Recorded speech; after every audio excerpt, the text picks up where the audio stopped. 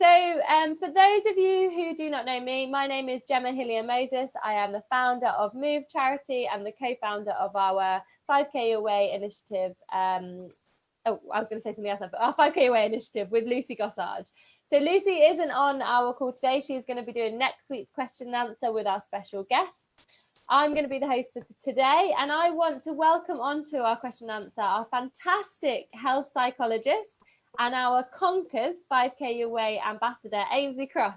Welcome, Ainslea. Oh, I think we may have frozen. Oh no, we've frozen. Ainslea, can you hear me? Okay, we're having a few technical issues. I think Ainslea may have frozen. So we'll just see if we can get Ainslea back on with us. Are you there, Ainslea?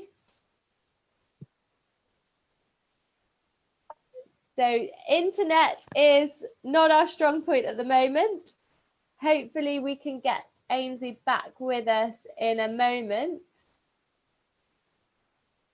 Can you hear me, Ainslea?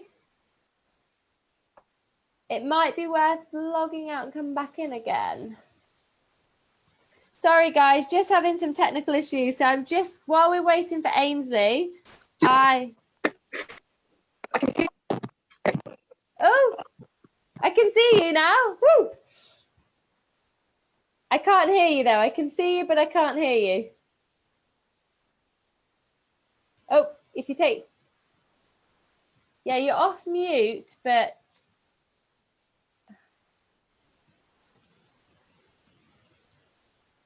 don't worry, guys. We will be with you shortly. We've had Jonathan saying he's had such a lovely, good afternoon and such a nice day. Hi, Jenny. Thanks for coming on board with us. So, Ainslea, we can't hear you for some reason.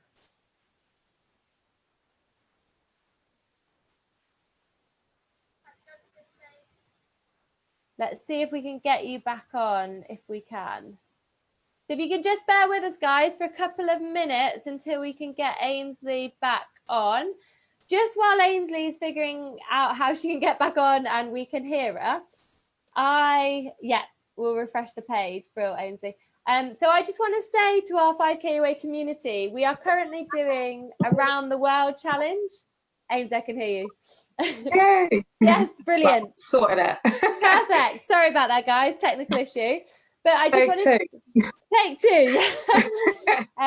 So just wanted to say about, just while we were sorting that out, about our Around the World in 80 Days challenge that one of our ambassadors, Micah, has developed, and it's going really, really well. I submitted my mileage this week, and it's so great to see so many groups and so many ambassadors involved in this. So hopefully it's given you some inspiration and some motivation to keep active during this transition of between lockdown and moving into, I wouldn't say normal life, but moving that we can go outside a little bit more. So I think we may have missed the introduction, Ainslea, but I just want to introduce you to everybody. So Ainslea is a health psychologist and works at Derby University, but is also our Conkers 5K Away ambassador. And we have done, you would have seen Ainslea on our first expert panel, but we've done a lot of work with you over the years from a health psychology perspective, which has been amazing to have access to your wealth of knowledge and your experience. So we wanted to bring Ainslea back because I think last time on our question and answer, we had 5 experts on the panel, but you touched on some incredible tips and advice around mental health and the psychology, especially during this period of time, which is incredibly important. And what we didn't plan actually was this week is Mental Health Awareness Week. So we've actually tied it really well, so well done us, into this week. So I think what I wanted to just say is I think the reason it's great to chat to you, Ainslea, is because I think at the moment we're in a transition period at the moment. So we've had full lockdown, we've been able to exercise and get outside once a day. We're moving slowly towards normality. We're not in normality yet, but we are, you know, things are opening up. Some people are going back to work. We're allowed to exercise a little bit more. And actually that throws up quite a lot of uncertainty, a lot of anxiety, a lot of new ways of adapting to the current situation, and a lot of different emotions. So I think that it's really good that we've got you on today to be able to talk about that. And I know we've had a little discussion before. We started around, keeping things simple. So it'd be great to hear from you in terms of, what did you mean by that and why is that important? Oh, yeah, I think, and really good introduction. I think it's all about, there's been so much change, so much uncertainty, and we've got access to a lot of information. There's like 24-hour news feeds, there's lots of different places giving advice and tips and all the rest of it. There's lots of challenges going on, and it's a lot to deal with. And actually, we need to kind of like take a step back and keep things simple. So we were talking about some health psychology strategies. So I do a lot of research, and I work with patients too. So I was thinking about what we could apply to use now. So in terms of like, where did we want to start? I think, no, and that's brilliant. And I think that really resonated with me when you said keep things simple. So I think, like you say, like the social media and the internet is fantastic, but when it comes to mental health, it can be quite overwhelming. And there's so much information out there that we don't really know where to turn to, where to look, or what changes to start making to help us feel better and less anxious and less stressed about the current situation. And you've developed you've started your own health psychology Instagram feed or page, which I've been following you since you first started. And I love going on there and having a look at what you put, because from my perspective, it comes from a research and evidence background, but then makes it really relevant for us, to just the general public, to read and take something from. And often, like, psychology stuff can be overcomplicated, but you set it out really well.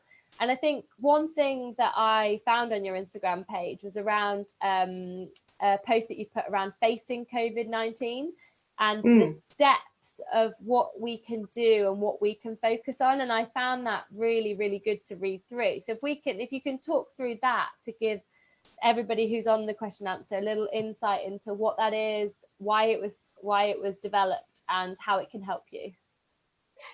So thank you. So one of the tools that I've been looking at is called the Face COVID tool. So it's one part of cognitive behavioral therapy, but it's called acceptance and commitment therapy, and it was developed by a famous psychologist called Russ Harris, who's the founder of the Happiness Trap. So also check out Happiness Trap and his website, because he has loads of cool resources. Face COVID is a really simple tool that you can kind of use to help you deal with stress, kind of work out what's important to you right now, and that kind of thing. So it's actually an acronym. So the FACE bit is all about the F being focus. So it's accepting that fear and anxiety, they're all normal reactions. And it's more making sure that you're thinking about what you can control and accepting what is out of your control. So things like, the global economy and political decisions, they're kind of out of our hands, but focus on what you can do. And then that helps bring that control back. So that would be the first thing that I really recommend. And then the A is acknowledge your thoughts and feelings when they're coming up. So make sure that you're checking in with yourself. See what the triggers are, what's making you anxious, and acknowledge those thoughts and feelings. What can be quite damaging is when we try and distract ourselves. It can work temporarily, but then that can be counterintuitive, because these things come back later on. So it's quite important to check in with yourself and acknowledge those thoughts and feelings that are coming up. And Ainsley, just on that, so how do we check in with ourselves? This is going to be different for everybody, but work out how in your day you can take some time out to pause. So, and when the best time is. So for some people, it might be early on in the day. It might be as simple as when you've been in the bathroom and you've done your face and tea for the day, and then you chill out and think about it. For others, it might be around lunchtime, or that kind of like mid-morning break is another time too, or it might be evening. And you can check in with yourself in different ways. Some people love meditation and mindfulness apps, and they work brilliantly, and I'd say try one. if you're that way inclined. There's some really good ones. There's Headspace, there's Calm, and they've got like free trials. So that would be one way. But you can check in with yourself easily and apply mindfulness just by, you know, taking some breaths, taking some time out, and just seeing what comes up. So what is your mind telling you? And just get quite curious and notice what your mind's telling you and how that's making you feel. Yeah. And reflecting on your day. So if you find that you're spending a lot of time, I don't know, scrolling social media and it's having a certain effect on you, or it's a certain type of social media or news stream or something, then just recognize that. Yeah. So it's having more of an awareness of what's happening to you, how you're spending your time, and where your energy's going.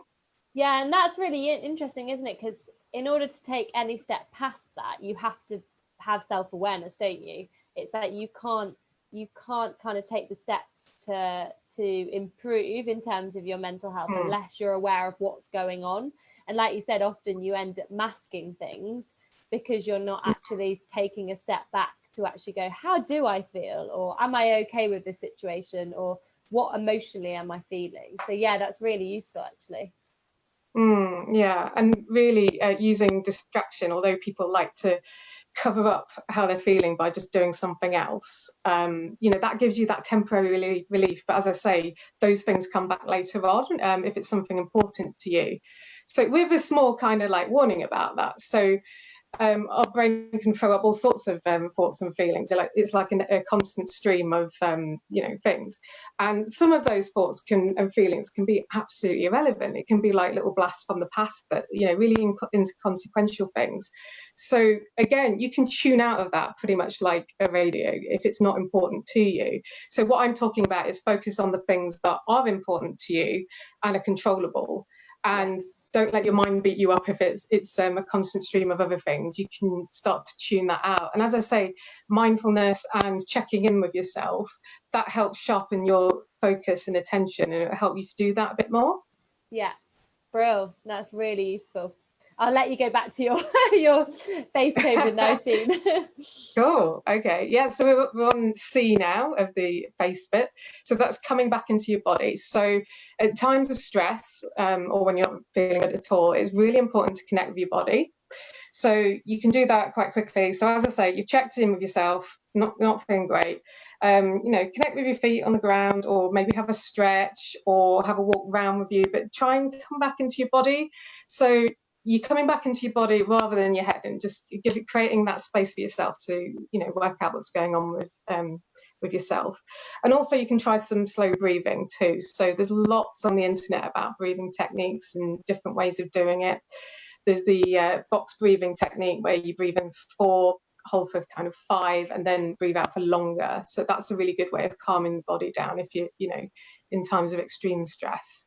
Yeah, and I think it's like, so when you mentioned like the headspace and the meditation, so I really struggle with stuff like that in terms of, I call it fluffy, but it's not, because it's very important. But I find that if I commit myself to it, it was like the gratitude diary. Like I had to do that for a couple of years when I was going through a period of injury, because I was finding life pretty difficult, and you know, I didn't really like doing it to start off with, but I forced myself to do it. And once I got into a habit of doing it, it became such an important part of my day that I didn't even have to write the gratitude diary down. I had it in my head of remembering what I was grateful for. And I think it's the same with the meditation, isn't it? Or like, I think we all perceive meditation as something that it's not, and it's not for us. Whereas I've been on the Headspace app, or, you know, you've taken that moment of calm, and that is a form of meditation, but it's finding out what works for you, but it's giving things a chance to be able to help you, isn't it? I think often, because we live in such a fast-paced society, we are kind of afraid and reluctant to just sit and step back and give something a chance to work. Yeah, definitely. Yes, that's part of the issue as well, that it takes a bit of practice to get to grips with it. And it's good that you say, you know, try these things, because you never know what works for you until you kind of try it. So don't necessarily be put off by the idea. And again, these things have got to be workable. So if you think that you're not going to be able to commit to, or not going to want to, you know, sit down and do a guided meditation, then don't. Just, as I say, do things that are going to work for you. So something simple like I'm going to sit in the chair and close my eyes and breathe for a bit, and do that for a few minutes, and then see what impact that has on you. Particularly if you're a busy person, find out when you can have like that private moment to yourself. And particularly for busy mums, we have to choose our time when we can and our moment and just go for it. So like I say, you just head to the garden for like a minute and just do some breaths, chill, think, right, what's going on here, and then reset and back again. And is exercise a form of that? So I know that when I go for a run, or I feel like I'm at one with my body, and that my thoughts, I just feel like it really helps me mentally. Like, is that a way of coming back into your body and engaging with what you're doing? Absolutely, yeah. So exercise is all about connecting. Playing music, singing, anything creative is brilliant for that. So yeah, all of those things. So when we're dancing around our kitchen cleaning, that's actually a good thing for us. Yeah, definitely. Yeah, as long as you're taking time to sort of connect with your body, and yeah. So that's that one. And then leading on to that, so we've had focus, acknowledge, come back into your body, and then the next one is engage, the face. So engage with what you're doing, which is exactly what we just said. So it's making sure that you are where your feet are. So if you're on a run, if that's going to be your thing to take back your control and create your headspace, then make sure that you are in that run. And maybe that's a time not to just have music on blasting out and switching off. So in times of stress, I recommend engaging in what you're doing. So and that could be anything, but just make sure that you're paying attention to that and focusing on what's happening now. Yeah, and do you think, like, I think lockdown may have taught some of us to do that. I think there's I had a chat with somebody on the phone today, and he was saying, there are some real positives that I've taken from lockdown that I want to carry on in my day-to-day life. And one of them is actually living in the moment a lot more, which is like engaging with what you're doing rather than doing something in your head being elsewhere. And I think although we're looking at these tools to help us through the current situation can also be helping us a little bit to do that, and focus on that moment and what you're actually doing at this point in time, rather than the next day, next week, or 2 months later. Yeah, definitely. And I think that's going to be so important. And that goes back to focusing on what you can control. By focusing on now, you're not worrying about things that have happened. So we call that rumination, where you just go over and over something that happened in the past. That can be very damaging there's research to show that that's damaging for your head, but also for your body as well. So it can affect sleep, it can affect dietary and blood pressure levels too. So there's rumination about the past, which can be very, very damaging. But also what can be damaging is worrying about the future too. So by focusing on what you can control now, that's a far healthier response to it. So, we can't always control what happens to us, but what we can control is our reaction to it. And that's what we're talking about here. So it's what's within our gift and how can we respond to it. Yeah, that's brilliant. I'm learning so much already. It's amazing. Good stuff. Right, so that was the face bit. So we've got focus on what you can do now, acknowledge what's going on in your body and your head, come back into your body and connect it, and then engage in what you're doing. So be where your feet are and focus on now. So the COVID part of the acronym is all about committed action, and we want to talk a bit about how you form goals and and what sort of goals we can form now when we are in that kind of like uncertain situation about how things are going to pan out. So committed action, focus on what you can do right now to improve life for yourself or other people. So instead of thinking too far ahead with goals like I want to be running 5K in August, something like that. So something really, really specific. Try and make it something that is linked to what you can do now. So, and that's going to improve your life and other people's. So could it be, I want to be a good listener. I want to be a good friend and there for people. So whatever it is, try and make it linked to present. So open up. So we talked a bit earlier about how important it is to make room for those feelings, any painful feelings and things that are coming up, rather than distraction or trying to push them away, because you can end up then attracting more of that kind of thing. So open up to what comes your way and those experiences and thoughts and feelings. And then also, in terms of your reaction to it, try and look at it from the perspective of what a good friend might say in that situation, and then apply that to yourself. So that can be a really good way of thinking it.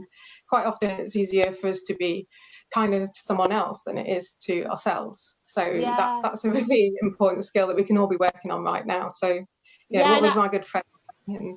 And actually, I was talking to somebody the other day about that, in terms of, you often give advice to other people that you don't take your own advice. So you're telling somebody to look after themselves, to take care of themselves, to slow down, to kind of acknowledge their thoughts and feelings. But doing it yourself is a different matter. So we're all quite quick, aren't we, to give other people advice, but actually doing it for yourself. And I guess if you reframe that to a friend telling you, what would they say? That's really powerful. Yeah, and it also helps create that bit of psychological distance from any thoughts that you're having, because you're looking at it from a different perspective, and you're not knocking up against it quite so much, as in is not becoming part of your identity and who you are. You're taking an outsider perspective, and that can be really powerful sometimes for people to sort of like weaken some of those really critical, shaming kind of like beliefs that they might have about themselves or things that they've done. Another good technique for that is to think about as if you're looking down on yourself from the other side of the room, and watch yourself experiencing what you're going through at that time, and when you're really, really upset. So, almost take yourself out of the room and look in on yourself in your mind's eye, and experience it from that point of view. So that can be helpful to some people as well. So that's really interesting. Yeah, that's a really good technique. I'm going to try that one. That's a really good so way. These are from self-compassion and compassionate mind theory. So we'll put out some links of some really useful, evidence-based, really good resources, simple to use as well. But that's another one that's really good. Brilliant. So on the V, which is values. So this again goes back to, what kind of person do you want to be? And what's something that you could do now that would help you? So rather than thinking about goals, think about values. What can I do at the moment that is linked to the kind of life that I want and the sort of person that I want to be? And then just go back to that. So again, in terms of stress, if you're having a certain reaction, step back from it and think, is this going to give me the kind of life that I want? Is this useful? Is this a great use of my energy? And if the answer is no, then try and examine what's going on and step back and apply some of the other techniques that I was talking about. Yeah, and I think when you say that as well, I think so you sometimes you go through a bit of that process of right, I know where my values are, I know where my priority should be, but then you get the battle with the external environment. So you may be working with somebody who has completely different priorities, who has completely different ways of how they think that you should work, or you have a friend that has completely different expectations to what you want to give. So again, I guess it comes back to focusing on what you can control, but how do we manage that scenario? So it's exactly that. And again, it's accepting on what you can work on and personally what's within your gift. And when I talk about accepting what other people are things outside your control, that's not about laying down and just letting it all roll over you. It's more, you make room for it, you observe what's going on. And the really key bit about that is non-judgment. So trying not to react with the emotion to it, and kind of look at it as an event, and getting other perspectives on it too. So that's what we're talking about when we mean acceptance and dealing with other things. But in essence, it's all about finding out what's going to be workable for you. So what's going to fit into your life? What's going to help with the situations that you find yourself in? And I guess it's letting go a little bit of those conflicts in terms of you being okay with how you feel in your decisions, so that when those conflicts arise, you don't respond to it how you perhaps used to. You're actually very okay with the way you are and your values, and you don't try and mold them to somebody else's expectations because you've gone through that process first. Yeah, exactly that. So yeah, always holding your values, but holding them quite lightly as well, and not being too rigid with them. But yeah, again, not impressing them on other people. Yeah, so that's what that one's about. And then really important is the I is identify resources and help that you need. So this is something that's become more critical, I think, with people. So developing lists of contact, so developing your tribe, so like people that are going to be really supportive to you and helpful, and give you the things that you're going to need. I love that, developing your tribe. Yeah. This is what I've been spending time on at the moment, both professionally with other health psychologists and personally too, because I feel like in some ways you can be physically distant from people, but more socially connected. Just by reaching out to them, even if it's just like a quick text or something, just checking to see how people are.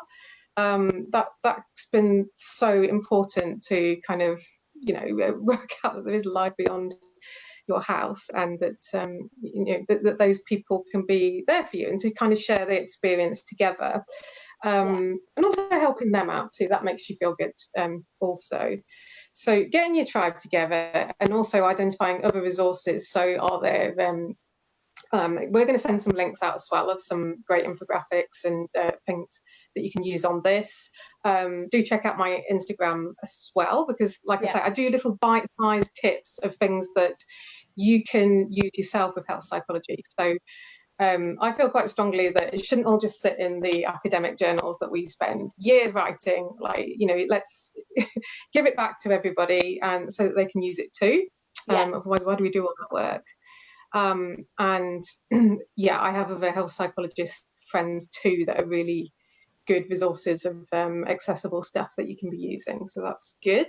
Yeah, because I was going to say, I was just going to say on that, Ainsley, I know that from when I first met you, how passionate you were about taking the research and putting it into a practical environment. And I think because it's so research driven, but it's so relatable, I love all of your work, and that Instagram page, I think, has come at exactly the right time, because it's something that we can use and not be overwhelmed by, and just take small tips and advice from it that are manageable, but it's one source that you trust as well. And I think that's really important. I think there's so many, pages and social media profiles of influencers giving out all this mental health advice. And actually, it's great that people are being honest and open, but is it really helping you by diving into somebody else's life with their problems? Whereas actually with an account that like yours, which is evidence-based and has the right advice and tips, I think that's really important, to direct people to the right evidence-based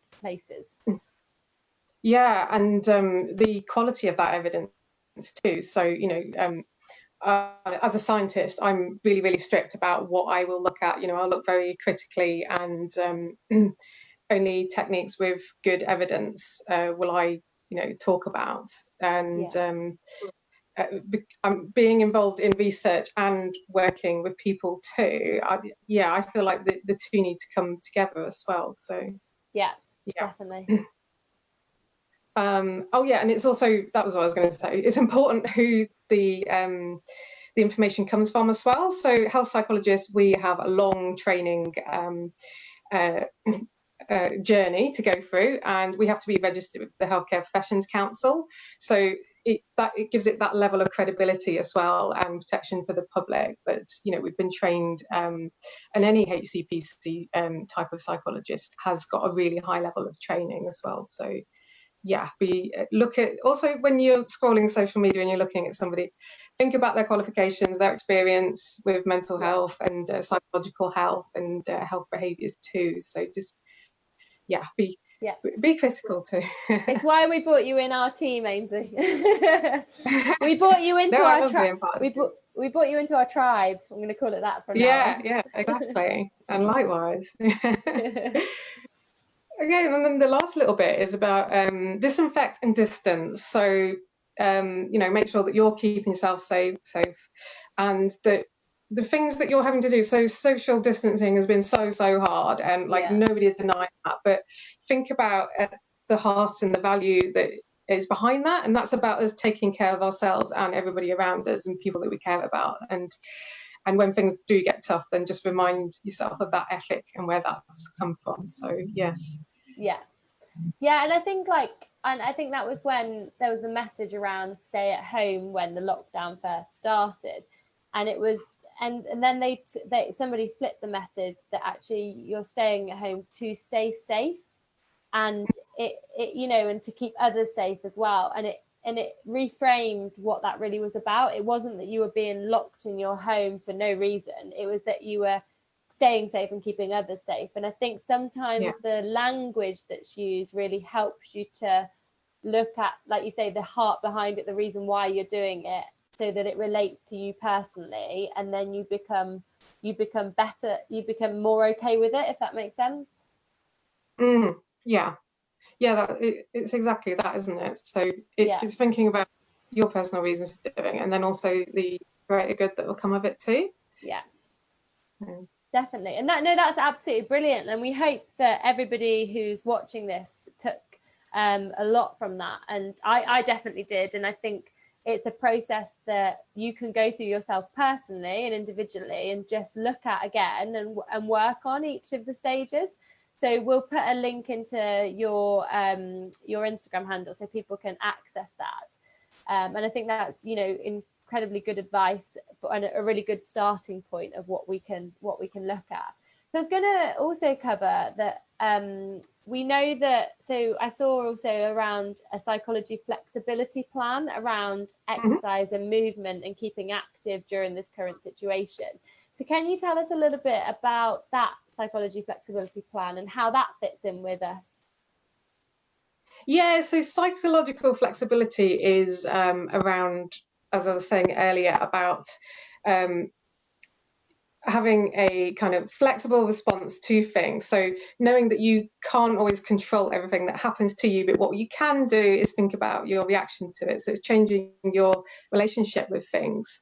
And psychological flexibility is about working on living by your values. So working out how you want to live your life, the qualities that you want to have about yourself, being caring, a great mum, or a good friend, a good listener, those kind of qualities, and then going for it. So it's things that you can be doing right now and living your life with those. So your life's got a direction. Another part of flexibility is diffusing some of the negative thoughts that come up. So by that, I mean creating distance to them. So you might have a triggering thought that comes up like, I'm tired and I'm lazy because I don't want to go for that run today. So the first thing you would do to diffuse that thought would be notice that you're having that thought, and it's going through your head, and it's ringing through your head quite a few times. And then the next thing is kind of like name it, like, oh, that's the thought that I'm having, that I'm lazy. And then lastly, kind of neutralize it, try and step back from it. So you can try loads of different fun strategies, whatever works for you. So you might imagine it on a computer screen, you might imagine it on like a mural or a painting, that exact thought, like I'm lazy, or imagine it strolling as a Facebook status, or some like really arty, crazy way of doing it. So that can be a way of neutralizing your thoughts, or just write it down somewhere. And by doing that, you've kind of stepped back from it, and you've got the space to examine how you feel about it, rather than just letting that thought keep coming back in your head and really beat yourself up about it. And before you know it, it's drained loads of your energy, and you're not really sure why you haven't done anything about it. And then it almost feels like a self-fulfilling prophecy. I've had this thought that I'm lazy. It's gone through my head about 1,000,000 times. And then it gives you that space to then step back and think about your values. You know, my values around, I want to be active and I want to feel healthy and energized. So coming back to that, so that's part of psychological flexibility.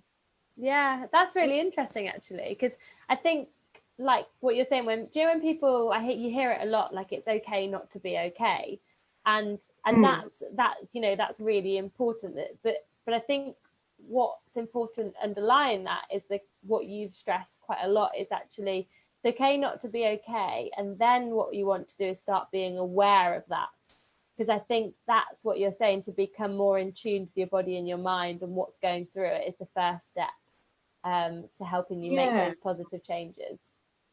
Yeah, it's noticing where your mind's going and then where your energies and your behaviour are then going as a result of that.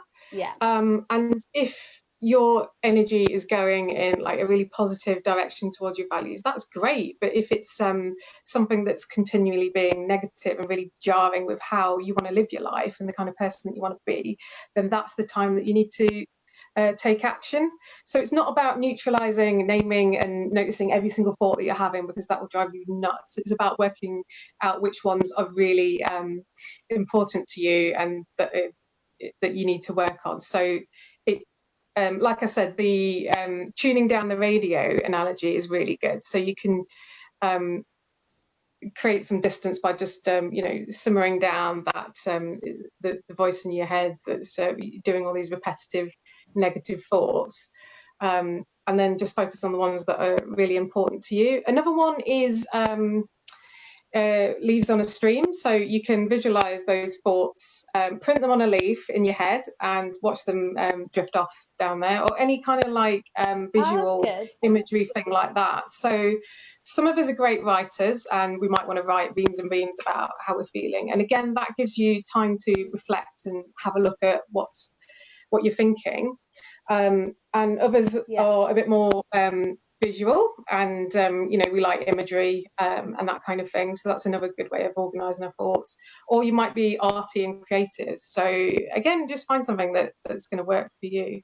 Yeah, and I think so we've got Mary. So hi, Mary. Mary left a comment around that she had a closed Facebook group that she counted down every day of chemo. Easier to write things down than talk. So like you said, like there's everybody is different and individual, and it's about finding what's helping you through that journey or those moments, isn't it? So that's what we're saying here. These are just ideas for you to try and find out what works for you. And again, approach it with an open mind. Don't dive in with a judgment straight away. Try and observe what's, how these things are working for you and what you're taking from it. Because it's that curiosity and non-judgmental awareness that really helps you learn, what's going to work for you and what doesn't. So we're not saying try all of this. We're saying try some of it that you think that resonates and I could give that a go. Brilliant. Yeah. And when I know we wanted to keep this, like you said at the start, simple, give effective advice. And I think you've really, really done that. And I think we could do another one of these in a couple of weeks, actually. But because we wanted to keep it at 40 minutes to make sure that we don't overwhelm everybody. One other thing I just want to touch on, and because I find this really powerful, is positive affirmations. And I wanted to ask from a health psychology point of view, how effective is that? And also, I guess for me, it's during this period of time is exceptionally important in terms of waking up and changing that internal dialogue through those affirmations. I wanted to get your opinion and experience on that. Yeah, so we all got there's a few different definitions about affirmation that are floating about. Can you tell us about how you use it and which kind of use you mean? So I'm like, I'm a big believer in, I love quotes, for example. So every time I see a quote, I find it extremely motivating. So if it's a positive motivational quote, so for me, having a quote on a wall, so I've got on my office wall, I've got do epic shit. So sorry for the swearing, but it reminds me, like I work from home, so it reminds me every day to get up and try and be better than I was yesterday and do things. But I only need to see it to feel motivated and inspired. So I guess that's my type of affirmation. And it's like, it's again, like, you know, having something by your bed that tells me to get up in the morning, the reason I go for a run to stay motivated. That sort of affirmation is what works for me.